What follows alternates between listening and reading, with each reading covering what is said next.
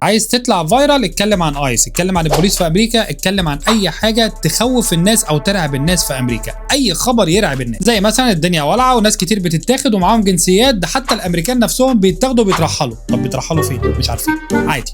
خليني اكد على الفيديو اللي فات بتاعي ان انا قلت تمشي بالورق الاصلي بتاعك، وبقولها تاني وتالت وعاشر، امشي بالورق الاصلي بتاعك عشان ده بيدي احترام للي قدامك ان انت راجل محترم. سيبك من الناس اللي بتقول لك اعمل ورقه على برينتر والوان والكلام دوت وتعتبر هي الاصل، سيبك من كل الهري ده، عشان انا حاطط نفسي مكان الظابط وانت هتتعبني، انا مش عارف نفسي معاك، بالذات لو انا ظابط ما فهمش تكنولوجي. فانت ممكن اصلا تصور لي صوره على التليفون، وانا اصلا كظابط بغشوميه عملت صوره انا ومراتي على الاي اي امبارح تيبيكال انا، فانا هقول اكيد انت عاملها اي اي، فانا هاخدك. ما كانوش يا ريس عملوا لنا كارد ودفعونا فلوس وامازون بيجيب لنا محافظ، ما كانوش عملوا كده. بقى الحاجات دي على الايميل ومشينا كلنا بصور. خليني اقول لك معلومه ثانيه فوق الفيديو اللي انا قلته ان انت تمشي بورقك، لو سمحت لو معاك باسبور امريكي روح قدم على الباسبور اللي هو الصغير اللي هو بيبقى زي اللايسنس تقريبا ب 20-30 دولار، وتمشي بيه في المحفظه بتاعتك، مش هيفرق معاك خالص. الحاجه الوحيده الاصل اللي ما بتمشيش بيها في امريكا نيفر سوشيال سيكيورتي نمبر، غير كده جرين كارد، كارد الجنسيه، جرين كارد اكسبايرد اكستنشن، لو حتى معكش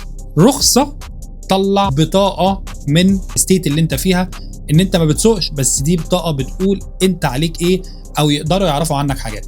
فحاول بقدر الامكان تعلي ليفل الفيريفيكيشن بتاعك عشان تاخد احترام عكسي. ما تدوش حد، مش عارف اقول لكم ايه، المحامي نفسه لما بيسالوه دلوقتي بيقول لك كلمني بكره بعد الصلاه، مفيش حد عارف حاجه. يلا سلام.